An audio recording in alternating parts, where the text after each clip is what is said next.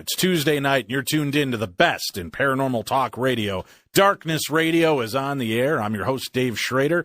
Tim and Mally have the night off. Good evening, everybody. Welcome, and thank you for being a part of the show with me this evening. I'm excited about the show. I do want to make a quick mention about tomorrow night's show. Just teasing this, we had a guest on about 2 weeks ago, for those of you that might remember, talking about possible attacks on Americans, how the government or specially funded private groups are messing with people by using microwaves and just messing with people overall. And we had a very strange response to that show. Whereas I only had one or two people that sent out the hate emails and oh my God, these people are kooks, I had an overwhelming amount of emails of people that are in the same situation. Tomorrow night, we actually have one of these people that's going to come forward and share their information with us. Very articulate, very intriguing, and I think it may make you rethink what's going on in the world around us and our own safety and our own borders. Frightening stuff. But tonight, we've got something fun to look forward to in a different type of world. Stuart Wilde is our guest this evening. He's considered by many the greatest living metaphysician in the world today. He is, in the last 12 years, he's had over 100,000 visions, which have taught him a vast body of information not available elsewhere. Many of the most famous New Age, New Thought writers and teachers have privately studied with him, or they've been greatly influenced by his work. And ladies and gentlemen, please help me welcome to the Darkness on the Edge of Town Paranormal Radio Show, Mr. Stuart Wilde. Good evening, sir. Yes, thank you very much, David, for having me on. Thank you so much, yeah. Well, it is certainly my pleasure to have you here and sharing your evening with us. And Mr. Wilde will be back again with us next week to share another hour. He's out and about and doing his stuff, but was kind enough to take an hour out of his busy schedule this week to talk with us. And, you know, for the last 7 years that we've been doing this show, Mr. Wilde, we've talked about all aspects of the paranormal and the metaphysical.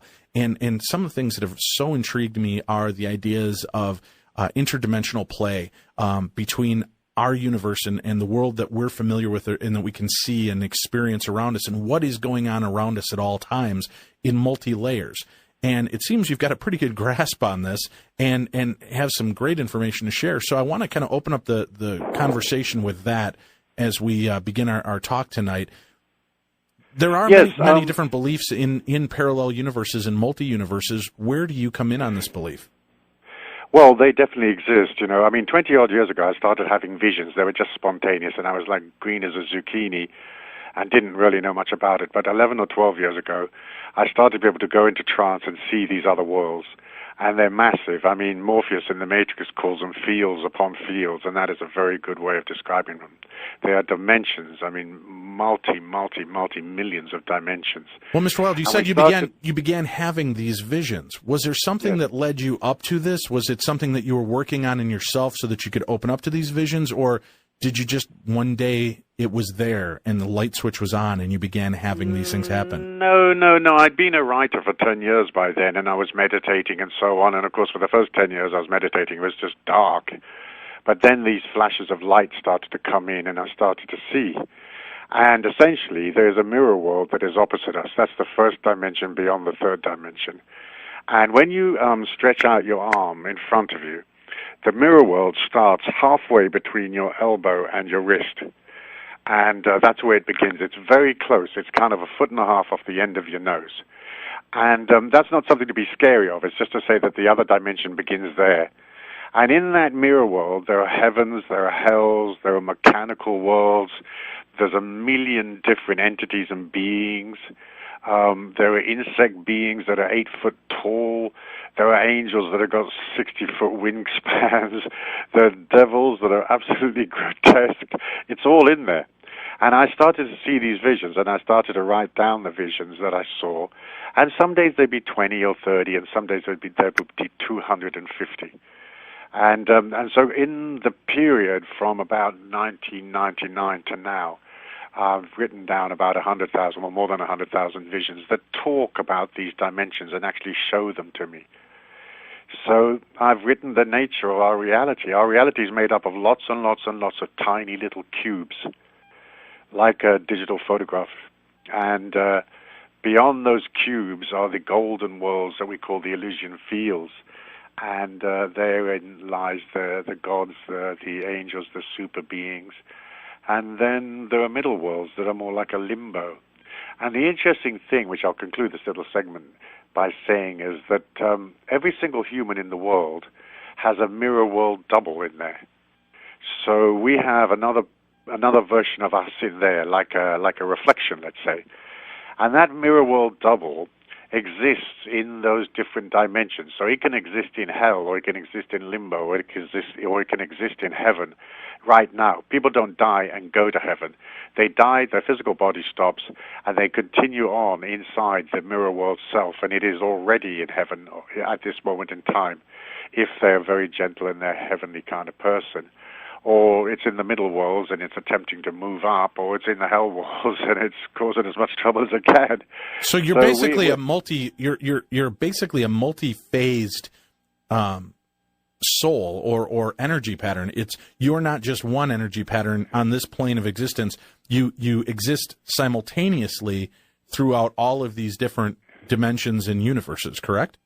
Yes. Like, let's say, for example, if you're looking in the bathroom mirror Mm-hmm. and you hold a mirror up to the bathroom mirror, Sure. You'll see this knock of light, and you'll see endless amounts of mirrors curving off into the distance. And that is exactly what the dimensions are. The dimensions are directions. And I wrote that down in 2000, maybe 2000 or 1999, that the dimensions are vectors, they're directions. And later on, science and Michio Kaku and people like that actually proved that the dimensions are set upon these lines or set upon directions. And the mirror world is opposite us, so that's a direction as well. You could say that if you're facing north, if you're in the middle of a compass and you're facing north, the mirror world is north, right in front of you. There's a celestial world to our right, 90 degrees to our right, David, and it is completely a heaven world. And strangely, and this is gobsmacking, there is a heaven world under our feet, straight down through the ground. And as you go down there, you fall towards it at high speed. I mean, you're not going to hurt yourself because it's your inner being falling. But you fall down at high speed, and about halfway down, you make a 90 degrees twist. So if you're falling down facing north, you twist and you're facing east. And eventually you land inside a heaven world that is underneath us. Now, nobody's ever thought of heaven below, have they, It's just throwing this out there. So many people have had the experience of laying in bed, Stuart, and as they're drifting off to sleep, having that feel that they're falling off the bed or that they're falling below themselves. And Yes. and there's that jolt. Is that, now many believe that's a form of astral projection. Your soul is preparing to leave the body to traverse these multi-dimensions. Is that in fact what's going on, or were you about to slip into that heavenly world and into that different realm? Well, you may not necessarily make the full journey down, but yes, when your etheric or your life force field drops through the bed, it is essentially becoming disengaged from your physical body. So sometimes it'll only drop down at a 45 degrees angle, so your feet are kind of sloping down a ways, but your head and your upper body are still kind of on the pillow. But it is you going down. It is your alternative etheric body feeling the sensation. It's not the mirror world body, because the mirror world body will be standing up and looking at you straight on from inside the mirror world. It's the life force field. It's the precursor to an out-of-body experience where the etheric is loose and it's dropping down at night, especially when people are dog-tired. It happens like, they've had a long day, they've been out, it's 3 in the morning, and they feel it. Sometimes when you've been going on a long journey, have you ever felt this, David? Like you're going on a long journey and you're driving through the lanes or whatever, and then you come back and you're on your bed and you can feel your body rocking.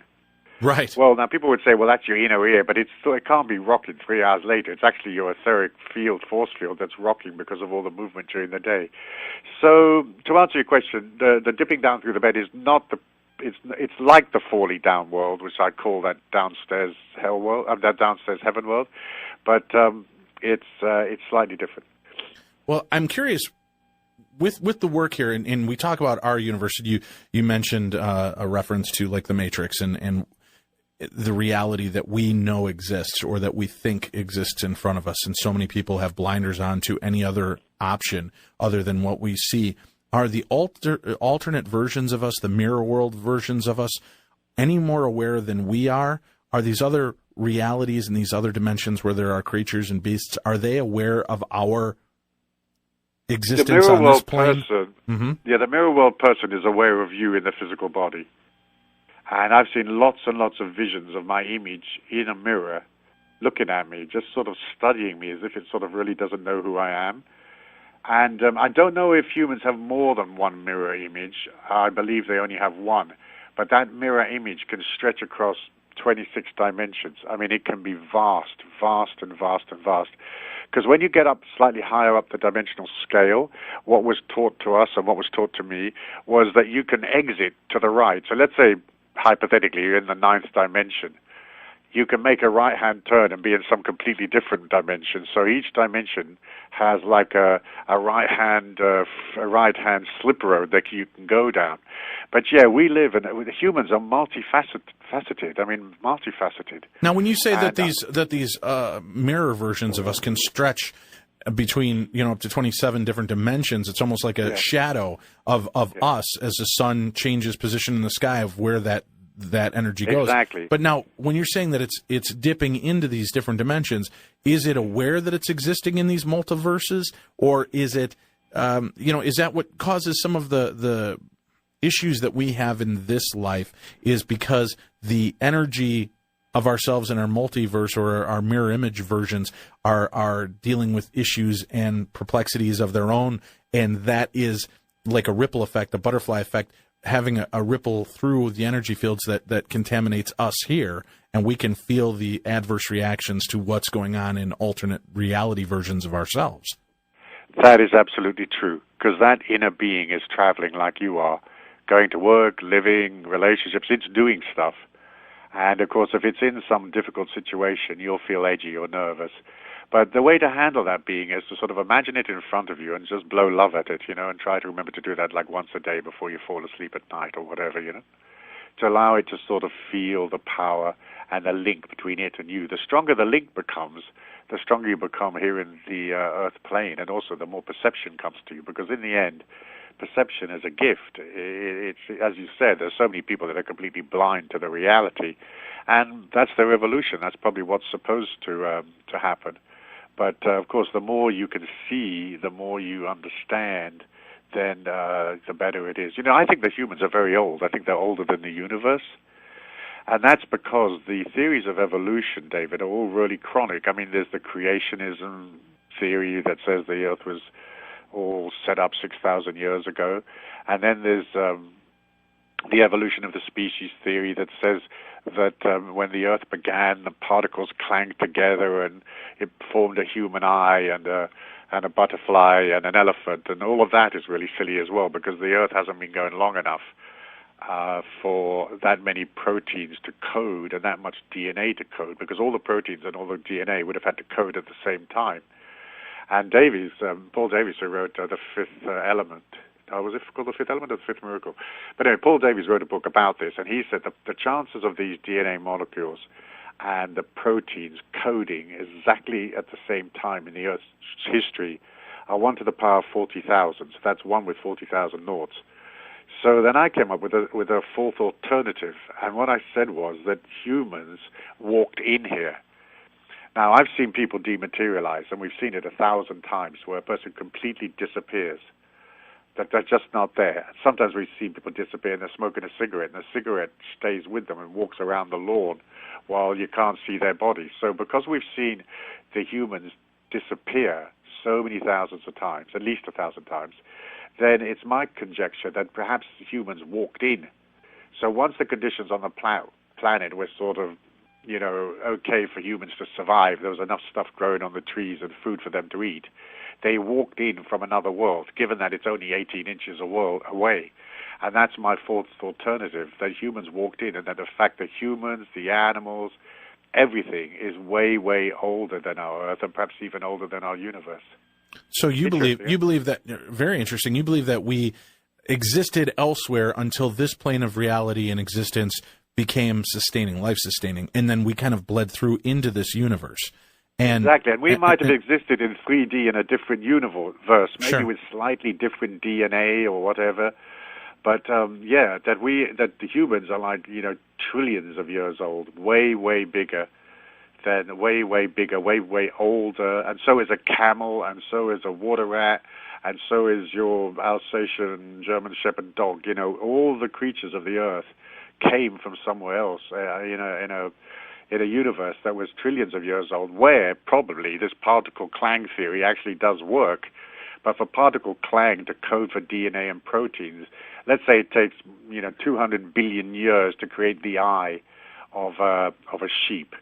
Well, perhaps if that universe had been going a trillion years, it was easy to create sheep and goats and dogs and cows and birds, and then they just blipped in here. Because, there's nothing, our modern Homo sapiens, there's no fossil record of us having been here much past 35,000 years.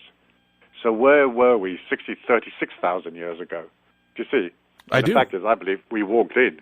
Our guest this evening is Stuart Wilde, and you can check out his website at stuartwilde.com. That's StuartWilde.com. StuartWilde.com. I'll post that on the website this evening for you as well, so you can pop in and check it out and follow along with us. Check out some of the information about him, the books that he's written, and events and upcoming things like that. It's all available right on his website. Stuart, I'm curious, in our world, and, as a big part of our show has been involved in the investigation of the paranormal and of ghosts. And one of the theories that, not that I'm groundbreaking in any way, shape, or form, one of the theories that I've really subscribed to is the fact that I don't necessarily believe that we're dealing with dead people when we see what people think of as the quintessential ghosts. What I believe is that it's those moments as things are vexing or that, are coming together, and we just have that glimpse through to another or alternate universe or parallel reality. What are your feelings on something like that from the research and the understanding and the information that's been given to you from these different universes? My theory is that you're 100% correct. Are we then ghosts? Are we then ghosts to other dimensions when they see the fleeting existence of us? In the mirror world or in the alternate realities, are we strange, freaky characters to them as well, that they have no clue what we really are? Or are they Sometimes they elevated? don't know. Yeah. Sometimes they've never seen humans, so they get really weirded out. But you've got to remember that a human is not solid. So a human exists in a solid state, a solid 3D state, but they also exist in a hazy wave state. Now, myself and some other researchers and students and people that work with me and so forth, we've seen this 1,000 times, where a person has completely dematerialized on a lawn, 10 o'clock at night, and they're smoking a cigarette, and they're walking around the lawn, and you cannot see their body. They've gone into a hazy wave state, but the cigarette hasn't dematerialized. You can follow the glow of the cigarette. Humans aren't solid, so a being in another world would not see us as solid people. They would see us in a hazy wave state, so we would be a form of energy. Perhaps like a shadow person form, or are you talking like that ripply heat effect that we see coming off of the roads when it's so hot, and that vibrational wave of energy that's coming off the road? Yeah, the shadow wouldn't necessarily be there unless the person was terribly dark. The heat would be there because the life force energy leaving the body would create the ripple effect. But essentially, somebody looking in at our world would see you as a geometry. So you are a patchwork of tubes and cubes and colors. Lots and lots of colors, and those colors change according to how you feel. You feel happy, you feel sad, you feel well, you feel tired. You feel elated, you feel bored. The cubes are changing all the time. Is that because of the etheric energy field that goes around us? Is that what they're able to see more clearly? Is that what some people here would consider our, not chakra, my mind just went blank on the term of the energy field around us here. Aura. Well, I suppose in the olden days they called it the aura, but it's right. A bit of a sort of simplistic way of calling it. Okay. But would that be essentially the same thing that they're seeing is basically the aura of what we are in existence? Yes and no. Okay. They'll see the etheric, because that etheric exists in 3D. It's like 1.5 feet from your body. Okay, it is a multi-dimensional force field, but one can see it. Humans can see it. But they will also see the additional information. So each human is enormously complex and beautiful. They have trillions of pieces of information just in their hair. Trillions. Their body is like trillions upon trillions of pieces of information. And they all come together to make up an entity, a map, a look. But the look is tubes, it's geometries, it's little boxes, It's striations, golden lines, like you see that a lot. Or it might be very dark and the person's really evil and you see like lots of dark demonic codes inside their body. Stuart, So something that sounds really interesting to me, and I've heard from many guests and friends that have children, and I have this as my own memory recollection. A lot of these quote-unquote night terrors that children deal with. I used to have, but my night terrors, which I always felt foolish for saying, was geometric patterns. Seeing geometric shapes moving, and then they would begin to move at faster and more rapid speeds, and they would be appearing to come at me, yet repelling from me at the same time. And I remember the overwhelming fear, and I couldn't understand why am I afraid of, and this is when I was 3, 4, 5 years old. I was going to ask you, were you 3 at the time? Right. It would have been in that. It would have been in that age, and I've noticed that friends of mine that are having children that are dealing with that, when I speak to them, it's that same thing. It's not that they're seeing, ghosts or demons or monsters or boogeymen. They're seeing shapes and they're seeing patterns that move fast, and it's almost like an anarchaic way that disturbs them. I've got a theory about that, which may or not be accurate, but what I believe is that when a child, up until about the age of 6, their intellect is not fully formed. And so because they're in that primordial state of feelings, they can access these other dimensions that grown-ups can't normally see, because eventually they become too logical and they develop their own dogmas and so forth. So yes, that's what the children are seeing. They're seeing the sort of the essence of the world. So a tree is a tree, and it's got branches and leaves, but at another level, it is a geometry. The trees are, the animals are, the humans are.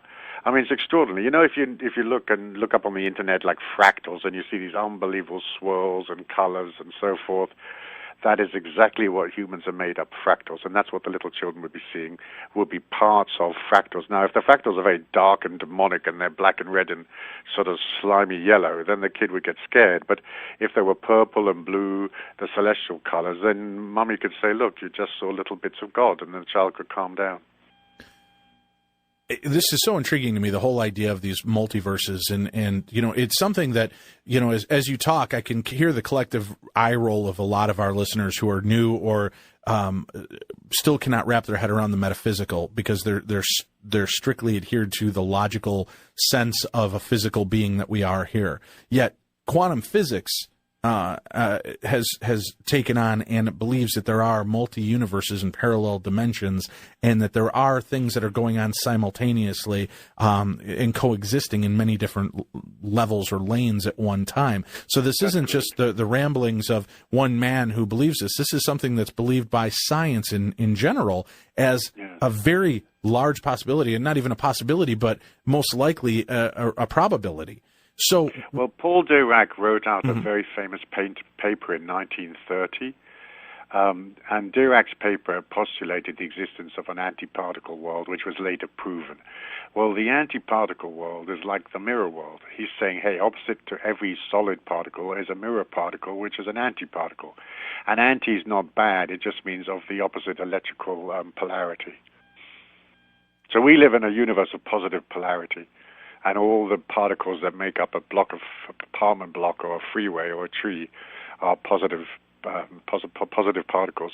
And opposite those positive particles are negative particles. But negative is not bad. It's just negative electrical charge. Well, now you said earlier that, yes, if things are going on with our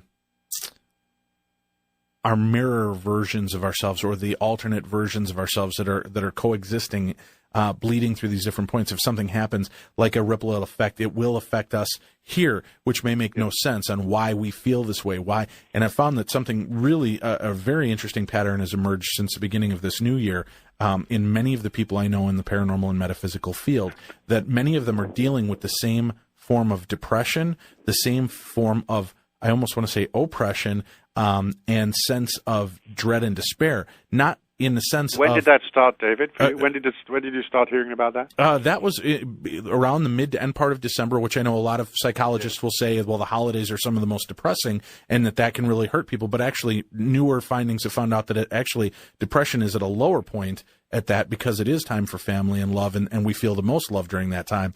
You guys can research that online for our listeners. But it was a lot of the people in the field that I know were kind of hitting this weird pocket, and so many of them are reaching out to me in different ways, saying, I am fighting a depression like I've never felt, and I'm feeling this wave of anxiety and just chaotic energy, and it seems to be striking so many of the people that are open to it all at one time, like a tidal wave. Yes, I mean, that is, again, 100% correct. There is a massive force in those worlds, a demonic force, which in part comes from the collective evil of our humanity. And in part it comes from demonic forces of people that died hundreds of years ago that are still in those hell worlds. And it comes from way beyond that as well, all the way back to sort of like the reptilian entities and stuff like that, and various very deep levels of that hellishness. And that hellishness is coming forward at the moment at a massive rate. Our guest, Stuart Wild. Huge. Stuart, we have to take a quick break. We'll come right back. We'll discuss more of this.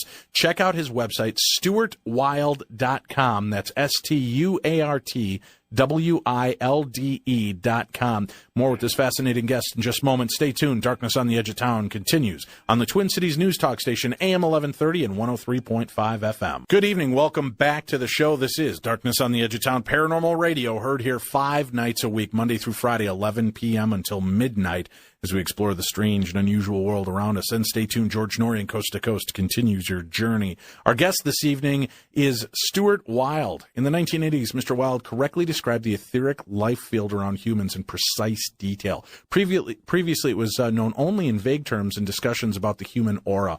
Wilde wrote out the first of many precise and verifiable etheric exercises and sensations in his book, The Quickening. You can find more information about our guest, Mr. Wilde, and his books by checking out his website at stuartwilde.com. That's StuartWilde.com.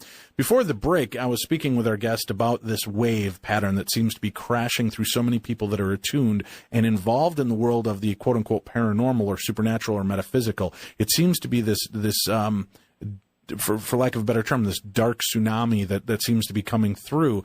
And now we've talked for years and decades and centuries about the Mayan calendar and the 2012 and the change and that which is going to take place. So many people believe that it is the end of the world and that we are facing, man's final hour, where so many others believe that what we're doing is we're rebirthing, and that this is the beginning of a new existence, a new life here on Earth. And Mr. Wilde, I'm curious, with this tidal wave of things that are coming crashing towards us right now, is this part of the birthing process of our next evolution? It is, David, you're 100% correct on that. As this darkness unfolds around, which comes in part from people worried about the end of the world, but it also comes from the rise of fascism and these new laws that want to restrict people, and the arrest without trial law that they've just passed in Congress and so forth. It frightens people, and the more frightened they get, the closer the demonic comes. So all the people that are very genuine and they're seeking the light or they're studying the paranormal, that light inside of them gets attacked because it's the light. And so they have to brace themselves for the fact that the more light they become, the more darkness will arrive. But there's an opposite to that as well, that the more darkness there is in the world, the more light we can garner, because the light comes in response to that darkness. So people, if they can go past their fears and their depressions and so forth, they can go even further than any humans have ever been before in all the thousands of years of our history. And so it's really a time for digging in. If they're very depressed, there is a way of fixing it, but I don't know if it's necessarily available where you are there in Minnesota. But if they can go to the ayahuasca ceremonies, ayahuasca is an Amazonian supplement. It's a brew that's brewed in the jungle from a vine and a little leaf called viridis. Ayahuasca is full of DMT, and DMT is the spirit molecule, the visionary molecule.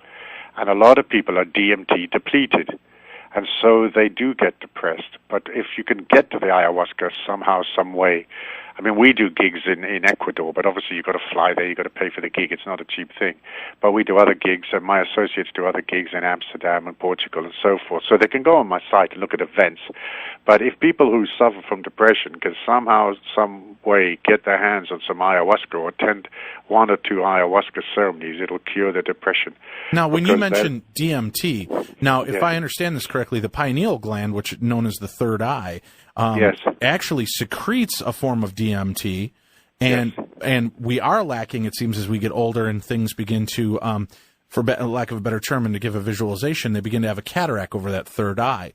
Are there exercises and are there things that you think that we can do in our etheric field or even in our physical form to clear that eye so that it keeps producing the DMT, the natural DMT, so that we can keep that that light and that energy open? Well, the body fires 2 massive amounts of DMT twice in its life, while it's coming down the birth canal and at death. But during one's lifetime, it's just used a little bit for dreaming, or if you are very visionary, then you use a lot of it.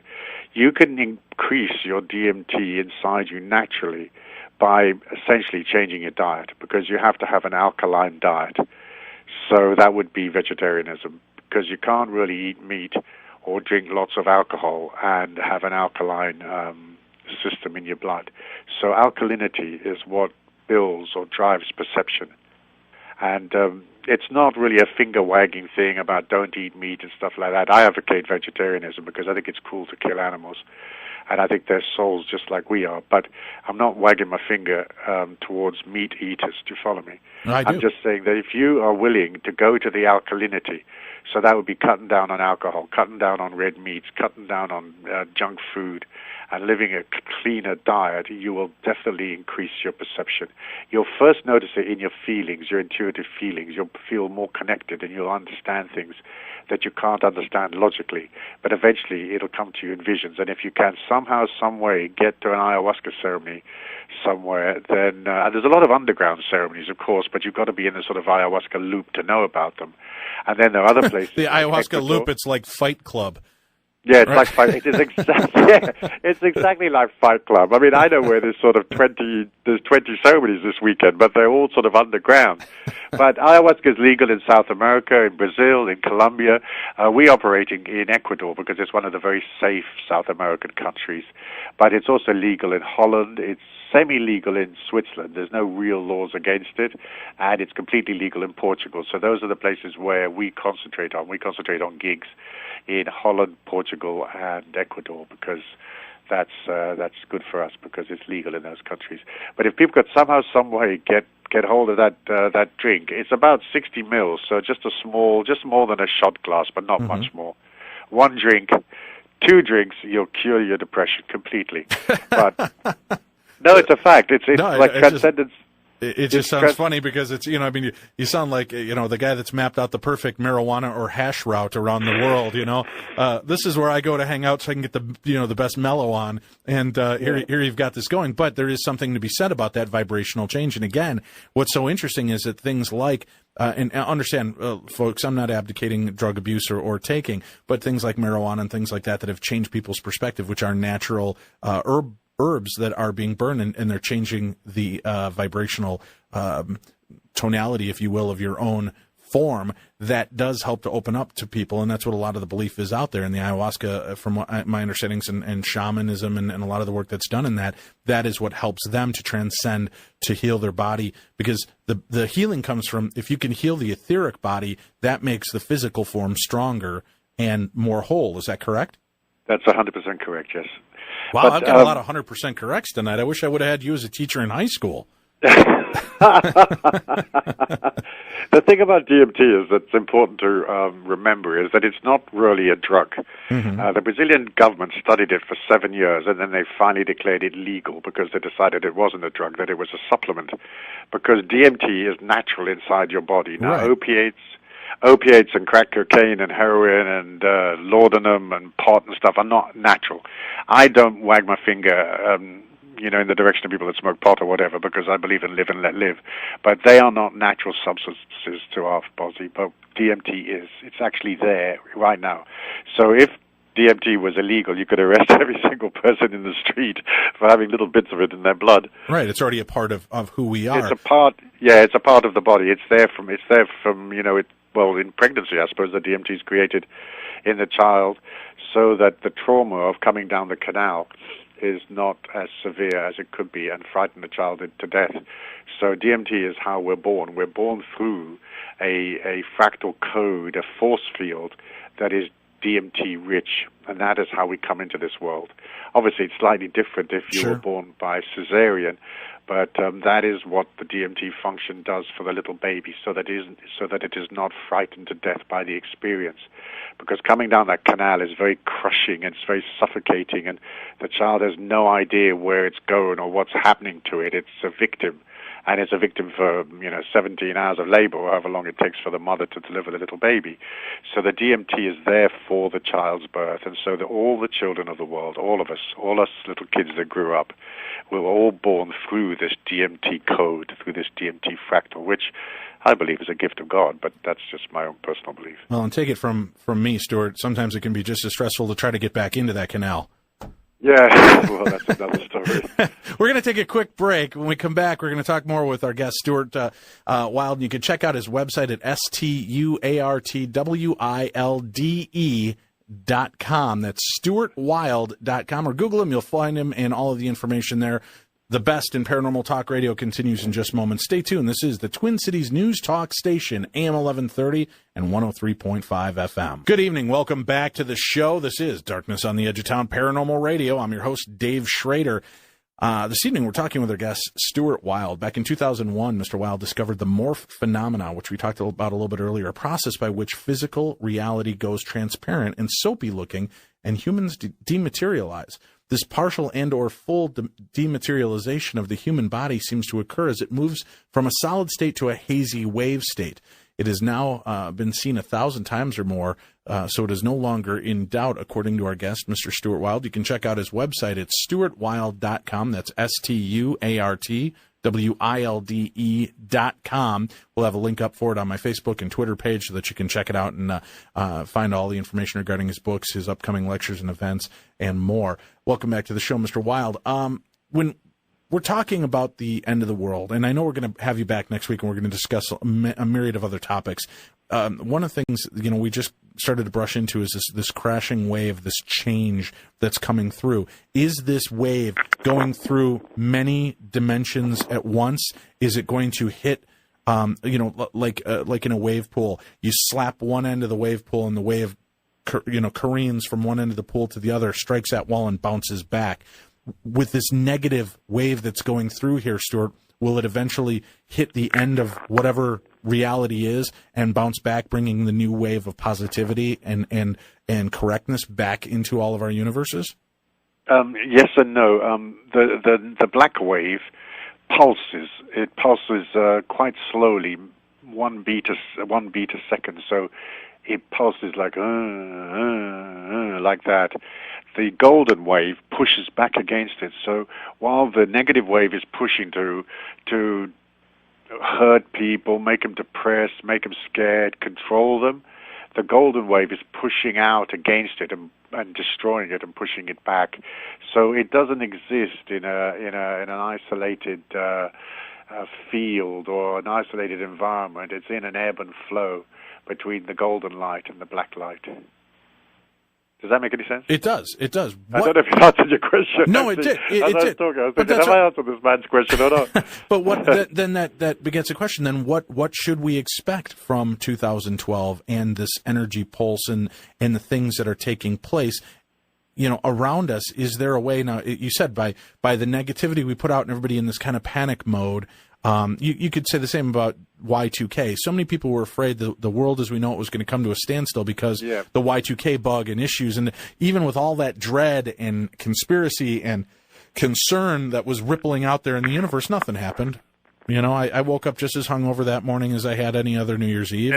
Right. Nobody, the walls didn't crumble, the sky didn't fall apart, the sun did not unspool. So nothing changed, even though there was all that negativity. I had a very strange experience on January the 1st, 2000. Can I tell you about it really quickly? Yes. I had this very large house in Australia, and it was on the side of a hill, and a group of my friends were at the top of the hill where the gate was, and this apparition of the Virgin Mary appeared above the house, and she was there for 20 minutes, so it's like humans disappearing out that way, or these beings coming in towards us. And she had a shawl over her head, and she had her hands out, and below the house was a semi-tropical rainforest. It was in Australia, and she was just there hovering. And then eventually, after about 20 minutes, she turned to us, and we were all at the top of the road looking down. There was 11 of us, and she spread her arms apart beside her body and sort of evoked a blessing towards us. And then she brought her hands and crossed them across her chest and disappeared. And so that was my Y2K. It's the appearance of the Virgin Mary over my house. Extraordinary. And there was 11 of us that saw us, and she was there as clear as day. I mean, she wasn't solid, but she wasn't a sort of wispy ghost either. I mean, you could see her. You're one of those guys, huh, Stuart? You got to one-up me. I said I didn't have anything happen. You got to go and get the Virgin Mary on your side. I see how you're going to play this game. No, I wasn't trying to be competitive at all. I just thought it was an extraordinarily interesting story. That's phenomenal. And to see this wave now, what can we expect? I mean, we've got about 7 minutes left with you on tonight's show, 7, 8 minutes left. And I know that's hard to ask you to encapsulate in a few moments span, but what do you feel? Did the Mayans get any of this right? Did the Aztecs? Did any of these doomsayers? I don't believe the world. No, I don't believe the world's going to end. You know, the Mayan were quite a small culture that operated in about 1,000 miles of Central America, and their calendar didn't last because they all died in the year 700 AD, 800 AD. They had tens of thousands of slaves, and it's believed that the slaves rose up and killed the kings and the priests and the higher-up people, and then eventually the culture collapsed, and the slaves went back to wherever they were captured from. And it's interesting that in looking at their prophecies and their calendar that they don't show their own demise. No, they didn't show their own demise. So you would think that if they were so right and they were so good at their calculations, they would have seen their own end coming. Exactly. Well, they might have seen it, but they didn't seem to write about it. But the point about it is their calendar, it's a known fact that their calendar ends in December this year, but it's also a known fact that there's no mention of the world ending just because their calendar ends. Well, and actually their calendar doesn't end. Here, right, it ends the 12th Baktun, but then according to the actual Maya, it continues with the 13th Baktun, then zeroes out and starts over in a different form of counting. Sure, and if the Mayans were living like downtown, we could go talk to them, and they would say, yeah, well, look, when this calendar ends, bro, we're going to have another calendar. Right. And that's about it. So I don't think the Mayan calendar really means anything, except it does create this pall of fear over people and the economic situation and the legislation and terrorism and wars and lots of things that rattle people. So is there anything that actually is changing in 2012, or is it no different a year than 2000, 1999 transferring into 2000? There's going to be changes, good and bad, just like in any other year? There are changes every year. People can relax. I mean, the main thing what they've got to do is work upon themselves. That way, the codes that are coming towards them, the golden light can reach them. And that's really a matter of going through your shadow and looking at your disdain and looking at arrogance and looking at this and looking at that and looking at dishonesty. And the sexual predators have got to sort of put their thingy back in their trousers, into their pants. And, they've all got to calm down and go towards the light. And how you go towards the light is you embrace the three graces. You embrace tenderness, generosity, and respect. Those are the three graces that I talk about in my books. So if you're tender towards people, if you live and let live, if you're forgiving, if you're kind as best as you can given your financial circumstances, or you're kind of heart, aligned to softness, and eventually the golden light will save you. There's no amount of dark light can beat the golden light. And you were talking earlier about how when we're in this form of darkness, it doesn't repel the light, it actually attracts the light. Yeah, the fear attracts the light. We have an adage, no fear, no anger, no fear. Right, and it's so you much can't like have any anger, and you can't have any fear, and you have to hold steady. If you hold steady, front foot forward, the dark will be beaten off. But you've got to have that warmth. You've got to have that compassion for humanity and the animals, and you have to be a good person without making a grand show of it. I'm not talking about righteousness. I'm just talking about an equitable soul. And throwing it out there for our listeners, too, that are still having a hard time wrapping your head around, it's like a chicken and egg.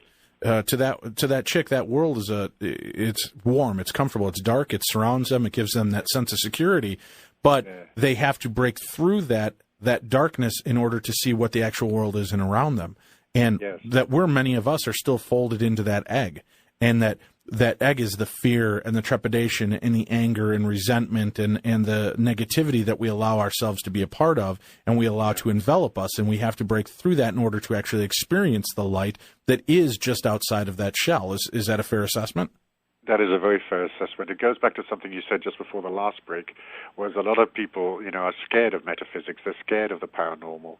But that's really a way that the demonic forces control them, because they don't allow them to break out of the egg and see. Once you can see the light. I mean, I've had 230 visions of Jesus. I'm not even Christian. I'm not a Christian. I'm a Taoist.